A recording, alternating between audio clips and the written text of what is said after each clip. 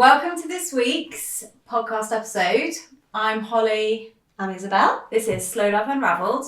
We are going to be covering how we launch a collection because this spring-summer 25 is it's the most grand we've been with our, what's the word I'm looking for? Like our marketing. The marketing, but as far as the ambition we have for it. I feel like sorry, I've got an itchy nose. Oh, Bogies. Dry bogies. The spring-summer is very different to other things we've done, which is not, it doesn't mean that we're going to turn away from our Slow Love sort of original feel, but much like the staple collection, I definitely feel we need to give something to people who maybe like a more sort of demure look. Mm-hmm. So we wanted to do something in that ilk, which is why but it's really different for us. So we wanted to give it some extra attention. So we kind of went all out, didn't we? Yeah, we did. No, so the way we've done it in the past, I mean, we've gone from launching sort of 2 jumpers, which has basically been a series of reels we've done on Instagram, which has really done its job. So if you're just starting out, I think you just need to give it as much attention and airtime, and don't think that you're being salesy, which I've always been very, very aware of the fact that I might feel like I'm being salesy, but actually you just need to get your product out there as much as humanly possible. And if you're a team of 2, then that falls on your shoulder and you can't do anything about that. You just have to make it work and you have to put that time and effort in. But as we've got bigger and we've got a bigger collection, there's lots of coughing. There's lots of things that we need to cover. For example, sizing. We are really fortunate that after doing our sizing shoot last October, we've come across some brilliant local content sort of fit models who are really happy to do sizing reels and sizing content, so that we are able to help our customers as much as possible in regards to sort of sizing advice, especially as we only offer 2 sizes at the moment. It's a really helpful thing for us to do. Mm-hmm. So this particular collection, we have done many different pillars of content. So to begin with, what was the sort of structure? As in what did we do first? Was it So we did the sizing first. Yeah. So we got Isla. So we got Isla and Nancy, who are both they're such ledges, and they are so enthusiastic, and they're also so they're such sociable human beings. We went outside to do loads of sizing content, and we ended up it took hours because everybody knows them. We bump into people in the street who knew them. They were chatty. I mean, they are ledges. So we did those. So they're both completely different shapes, heights, ages. I feel like it's a really good cover of sort of representations, mm-hmm. especially for the cohorts, because this year we're doing shorts, which we've never done before. Yeah, and we haven't done bottoms at all. Yeah, so. We haven't done any bottoms, and like you were a real skeptic. Yeah, and now she absolutely fucking loves shorts. I do. I'm in my shorts era. You heard it here first. You probably every single photo of me that I think that's gone up on our Instagram of me wearing a pair of shorts. Wear the shorts.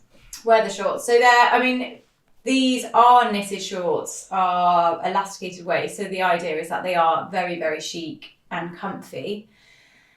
So we did the sizing content, which basically it was just us going out. Abby was photographing. We were getting loads of behind the scenes, showing the comparison of the 2. Mm-hmm. And then in our light box, just doing sort of sizing photos for our sizing page. Yeah. So that was the sort of first, it's really informal. Yeah.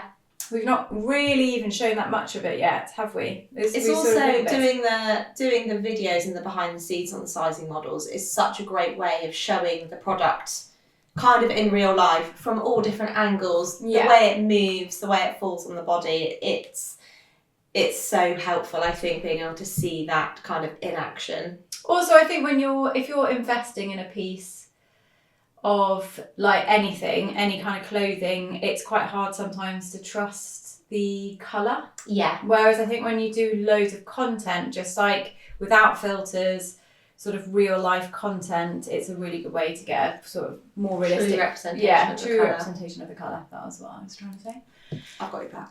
But so we did the sizing, then we've done a very glossy professional shoot, which we've not really done before. Well, actually, I say glossy. We don't use hair and makeup artists because it's just with a professional photographer. With a professional photographer, Heidi, who we've used and we've mentioned a few times in our podcast. So we booked her in. We did it at a studio, which was... Oh, it was so cool. Yeah, it was like a studio / someone's apartment in Hackney, which was really cool, in like a really industrial building. And then we've used a model / influencer who's so cool, and we were thrilled that she agreed to work with us. But I felt like she was a really good representation of like the feel of this collection. So we haven't seen those photos yet. So that was our sort of much high-end pillar of content and marketing. And then the next one that we've done is our content trip, which it feels like it's a really nice thing for us to do because we all get on so well. There is an element where it feels quite intimate in that it's not a huge team of people.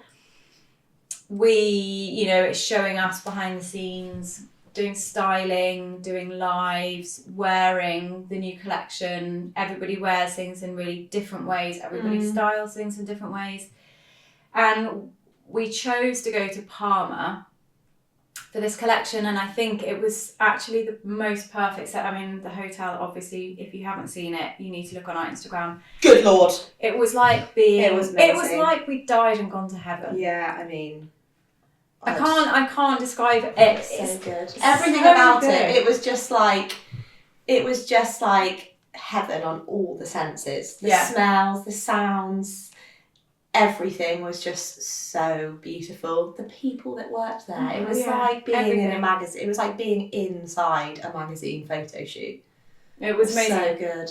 And but what I loved was, so it's things like that hotel and all the streets as well. It's the sort of colour of the stone and all the palm trees and the plants and the sort of, although we went at a time of year where the heat was really bearable, it was like the sort of greens of all the plants everywhere. And I just think it was so insanely chic, that sort of quiet luxury, which is what is our kind of underlying ethos with our plain knitwear, is that kind of quiet luxury. And I think that it just ticked all of those boxes, which is why we went there. Also, Parma in itself, it's so, maybe not in the middle of the summer holidays, but it's so easy, quick to get to. From the airport in Parma, it's only like 20 minutes. It was so cushy. Everywhere in Parma is easy to walk. You don't need to go on public transport to get around the city. It was brilliant. It was definitely, of all the content trips we've done from like a logistics point of view, it was just, everything was on your doorstep. Yeah. It was really funny when I was planning the first day, all the different locations. If we had just walked it in one go, it would have taken us like 40 minutes. It was worlds apart from New York. Yeah. Abby's legs got a break, didn't they? She got so hungry though. Oh yeah, she did. She got sassy. It was quite funny. We all like flagged at different points, but it was quite good. I imagine if we had all flagged together. I know, that would have been. Everyone was just like geeing each other on during their like dip. So that was another. That's a really good. The point of doing our content trips is we can photograph it on ourselves, and if those photographs, if we feel that they're a great shot, means we can use it for like advertising. We can use it for like content throughout the sort of season when the collections launch. But also what it does is it brings our customers on that trip with us. It's the first time that everybody sees the pieces. So it's become like a really exciting part of our launch to take people along with us. And we also always do a vlog. So Abby does a vlog and they go up on YouTube of the trips, which is something that we don't really sort of shout about that much, but they're all on YouTube if you want to go to is our YouTube channel just Slow Love Knitwear? I should know that, shouldn't I? But it's brilliant. So that was another thing. And then we are also doing a launch party, which we've never done before. It's going to be so good. It's been like organising a wedding. I mean, not really, but it has felt been a bit like that though, because it's ultimately you've got one shot at these things, haven't you? You've got one shot at the content trip, you've got one shot at when we do the launch. It's kind of like you've got to do as much as you possibly can to get it right. Yeah. For those, the launch is going to be like 3 hours long, so you've got to think of quite a lot. You have to think of loads. Even things like the boards of all of the promotional, like I haven't even seen those photos yet, and we've got 2 weeks to get that. Just little things like that everybody has to do. We've got a bit of a hairy deadline with some of the knitwear for spring summer being delayed in transit. So it's just things like that, isn't it? It's like it's quite a lot.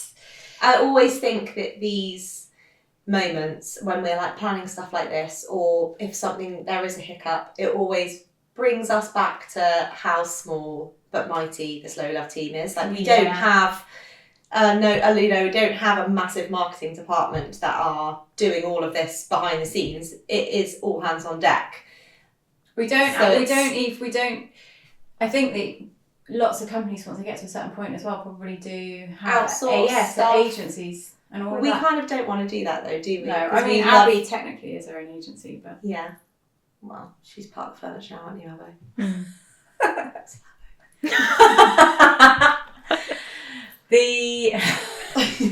She's like, that's going to get fucking cut. Yeah. That's been our marketing. I mean, it hasn't launched yet, so I might be doing a podcast in a few weeks' time being like how to fucking flush a load of money down the loo. So that didn't work. Yeah. Basically, this is how much we spent and this is how much has been made. No. It'd be great.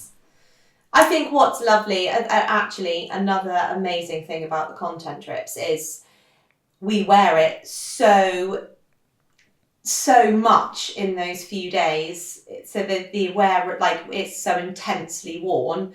So there's, like the wearability of them all the pieces really gets tested. Yeah. Which is great before we launch it. I mean, at that point, we have done wear a trialing, but I think it's just does the product so much justice in those days where it's like, God, it is wearing really well across all of us, and it always comes back to the Slow Love pieces are all so versatile. Like Holly just said earlier on in the podcast, we all wear them and style them so differently.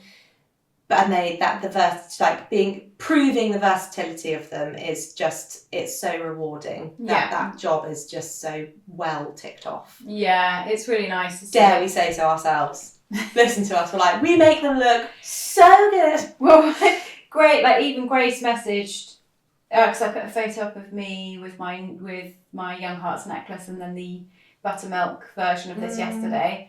And then Grace DM'd me basically saying how she just, this top in particular ticks so many like knitwear, like geek points. And she was like, I find it so satisfying to see how it's turned out. Yeah. So it's good for everybody to have it, and look at how you would maybe style it, and like, for instance, you try stuff on and then you're like, oh, I thought I liked this one, but actually wearing it, this is the one I want. So it's good for that, and I think it comes across. It's just real, isn't it? Yeah, I think again, our customers love the response to that. Is always really great. Being like seeing us in real life, just doing our thing. Yeah, taking you along for the ride. Yeah. So us all having the team where we are, different heights, different sizes, and we're just normal. Some of us more normal than others people, but it's a really good way to see it worn, I think, because you're not looking at it on a model in a photograph, which is a really lovely thing to have on Pinterest and things. I do think there is definitely an element of that where it's useful to have and to sort of get attention, but I think for people that know us and know the products, it is really good to see to see how it's worn on and we've also always everyday people consistently had that feedback that it's very relatable. People can, and also people want, although the Slow Love pieces are investment pieces, they are there to be well worn, and we, to be worn as everyday pieces. So it is nice to be able to see them in a very real life environment. Yeah, like sitting outside a coffee shop, having a spritzer, something, and I know we watched the vlog to Palma last night, and it's made us really want to go back. So that's basically our kind of very loosely explained, but plan for our marketing for this year. And then for autumn winter, even though our autumn winter collection is just all being the final sign-offs are happening right now, we've got a plan for how we're probably going to market it, but it isn't going to be, even though it's a bigger collection, it's not going to be as grand. I think we're going to keep it, we'll keep some of those elements in, but we won't do as many things. And I think also for this time of year, it's quite a sort of, for e-commerce, I think it tends to be a quieter time of year. So it is a really nice thing to do and just sort of liven things and, you know, celebrate. It feels like a celebration of the brand, as well as just, you know, we want you to see our products because we're launching them in a couple of weeks. It's more than that. Yeah. We are very lucky that you tried it the first time with Palm Springs and it was just such a hit. And we're lucky that we've got the flow of these trips are so well done now. Everybody's kind of got their particular roles. We're all happy to be in front of the camera. We all get along really well. There's just no friction, is there ever? No. The only time there's ever been any friction if there's any like possible hiccups with any transport or which is all bits that kind of out of our hands, but people lose their mobile phones at the airport.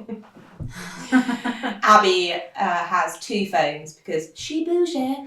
No, she has 2 phones because her phones get absolutely full to the brim of content, and we got to the airport to go home and she was frantically looking around her bag and we were all like, the mother in Holly, me and Grace were like, what's happening? Because you're actually starting to scare us now, i.e. have you lost your passport so you can't get on this flight? Although all of us would have willingly stayed at that hotel. Yeah.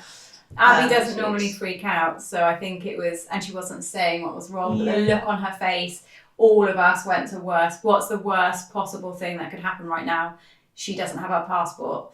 We were all like, do you have your passport? And she was like, no, it's my phone. I was like, oh. So one of her phones she left. But luckily the hotel were amazing and contacted. We were about to call them and then they pipped us to it and called us. And they're like, we found your phone, we'll put it in the post. So it's on its way back, isn't it? Safe and sound. With your sandals. With my sandals. I still don't know where on earth they were. I didn't do my final check. Do you think you left them in our room when we were doing some styling stuff? Oh, actually, yes. Because we'd all packed by that, or we were packing. I think I did. I mean, anyway, they're on their way back with Abby's phone. So just to go over really what I've covered, because this is more just like how we've planned this launch, because it's grown so much the way that we have planned our launches since the very beginning, and we're just about to turn 3 years old. So this isn't like, I don't know technically when we stopped referring to ourselves as a startup, but at the beginning when we launched our second sort of range, it was the 3 wool jumpers. It was just Abby and I, and we would go out into town, she would take photos of me, and that was the extent of it. We didn't do newsletters. That's a lie, actually. You ventured to Tetbury. We went to Tetbury, that's right. You ventured 30 mins up the road in Tetters. Yeah. And stuff like when it snowed, I remember just like at home, like suddenly putting on a load of makeup and making my like 12-year-old daughter at the time go out and take photos of me in the snow, wearing the octopus in a hat. Like all of that stuff, we did. It was really pulled together. And it worked for us at the time because it was, you know, just those few items and it was manageable. But now as the collection grows, organically we have our sort of trips, our content trips, probably sometimes maybe feel a little bit bougie, and definitely a certain generation maybe would be like, why are you doing something like that, really, as a sort of cost comparison. But if you plan ahead, which we are doing now, you get your flights a lot cheaper. The hotel wasn't cheap, but we used it so much and I feel it really reflected, especially the co-ords. Yeah.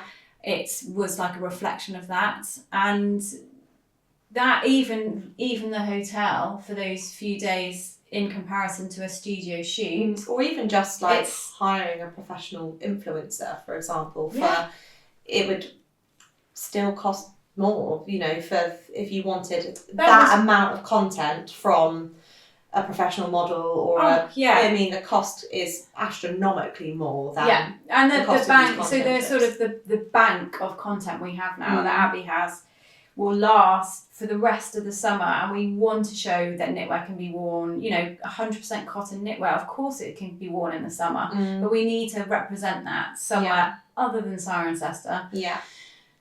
Even though Siren is so great, it's like the sizing shoot we did, it was on a beautiful day and it honestly could have been in Parma. I actually feel like we haven't even spoken about that. Like, we were wearing the knitwear in Parma, and I think on the hottest point it was like 24 degrees in the shade, and it just felt so comfortable to wear. And the knitted tees are so thin, so Isobel's got one on at the moment that it's such a fine gauge, it's really airy. It's lovely, really lovely to have on. So just the jump in that 3 years, that's why we've done it this way. But to summarise for this launch, we did the sizing content shoot where we've used a couple of local women who we've worked with before who are great, and we did that around Cirencester, getting behind the scenes, sizing, like more polished photo. It's just sort of an amalgamation of all of that. We did a professional shoot, so we hired Heidi, who's amazing. We hired a studio and a model influencer who we will be able to hopefully see those photos at the end of the week. Content trip to Parma, but that was booked months ago. So it was sort of, that cost was planned quite well. But we all do our own makeup, we all do our hair, well, Abby does everyone's hair this trip. So we ate out locally, apart from the first night, because we ended up seeing Kindred. Yeah. But that was great. That was such a little perk of the trip. Yeah. And then we got the launch party. Yeah. The launch party is obviously quite an expensive way, depending on how you do it. But again, I kind of very much feel like if you're going to invest, even if the cost of the hire and everything else was like a third of it, if you do it in the middle of nowhere and people struggle to get to you, and it's, you know, it's not being kind of captured in the way you want, you might as well just not do it. That's how I feel about it. So of all of the things that we've done, actually, the launch party is very much, we've never done one before. It's a kind of a mixture, isn't it? It is launching the product, but actually it's getting our community together. Yeah, which it's not lots of different things rather than. So I think, you know, if you're looking at this as a plan, the launch party is almost the one that is very much the nice to have, the cherry on the top. Yeah.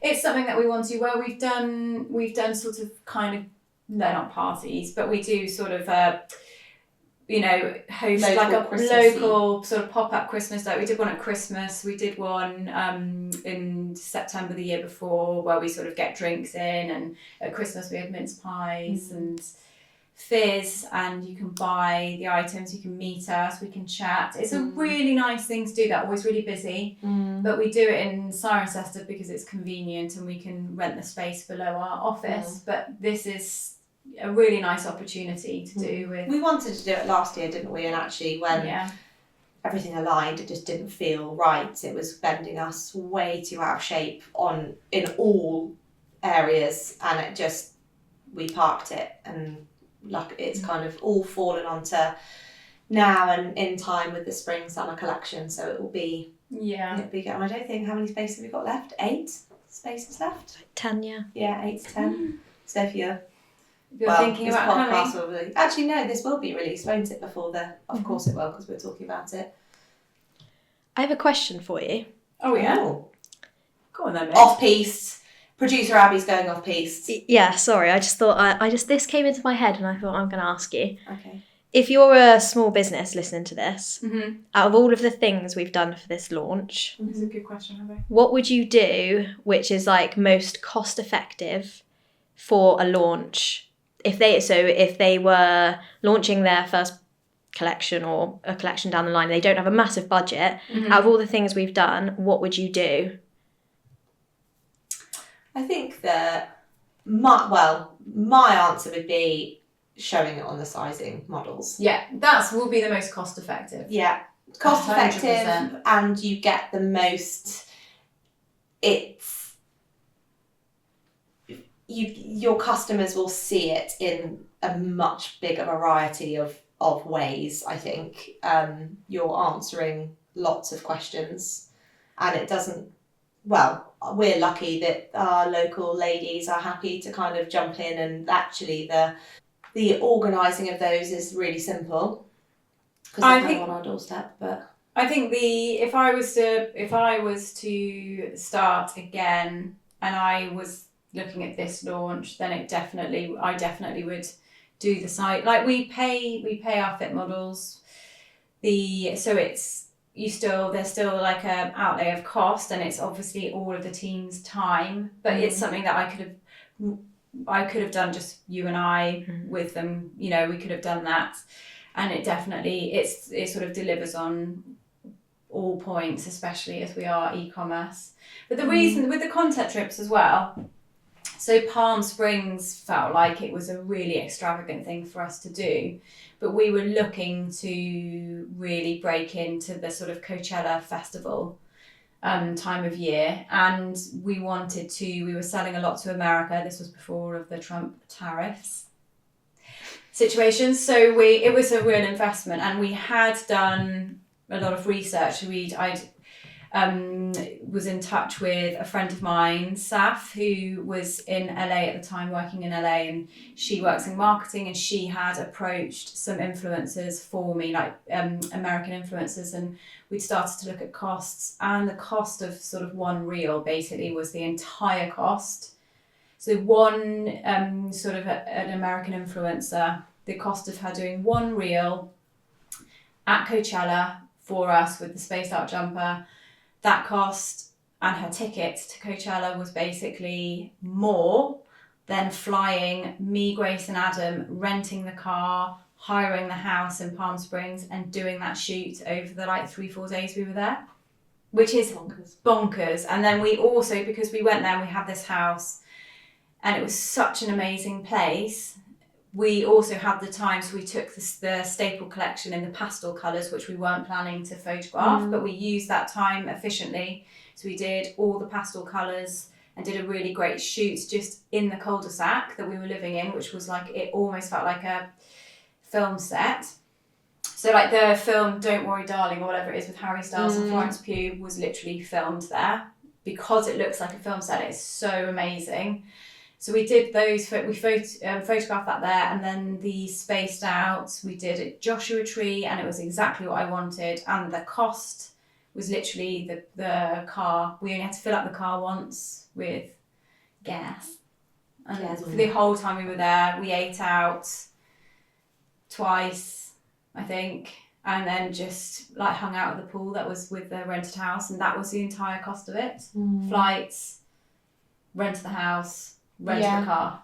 So I think first would be sizing, and then when you get to the point where the content trips really are worth it, the only thing we would say with that is you have to plan really early. Holly has got the vision in her head as to how she wants it shot kind of at the concept stage, because the earlier you book, I think when we booked New York, when we booked them, by the time we actually left, the cost for all four of us to fly to New York was the cost of one flight. So it was if we had booked it too late, it would have literally been 4 times the cost on the flight. So that's the only thing with those, is you really have to have that clear vision as to the aesthetic of that collection really early, so you can start booking stuff. And it's just the research. I mean, where we stayed in Palma was so beautiful, and it wasn't there was no budgeting with that, because it was basically the backdrop to our whole thing. But with New York, we knew it was we knew that we would be out and about the entire time. we had to like bring the change of clothes with us all day, so anything we wanted to change into. It was just it was more of it because it was bigger pieces and all the accessories, so we had to take loads more luggage. I knew that we needed to be able to change and have 4 huge suitcases out, so we had to kind of, it wasn't as a glamorous hotel, but it did the trick. It was a really big room, and it was central location again. So it's like eliminating all of those little bits of additional stress that where you're like, you could save money by being out of town, but it means you have to commute there, it means you have to find travel, all of that stuff. It's a kind of, it's a balance as to what what you think will be the most efficient way of doing your trip. Yeah, Palma was super efficient. We were there much shorter time. Abby told us off in the vlog because we didn't do enough content on the first day, because we ended up seeing Kindred. Yeah, we saw Kindred of Ireland by complete coincidence. We're on holiday in Palma and we didn't know, and we realised the day before that they were there, so we had them to the hotel to have drinks and catch up with them, and it was really nice. But it did end up, once they left, it ended up getting quite boozy, didn't it? Would you rather go back to that amazing hotel with your loved one, with your love of your life, Charlie, or us again? I mean, sorry, Charlie. Sorry, Charlie. Sorry, Charlie. Sorry, James. Sorry, Ben. Sorry, Matt. He's not. You are funnier than Charlie.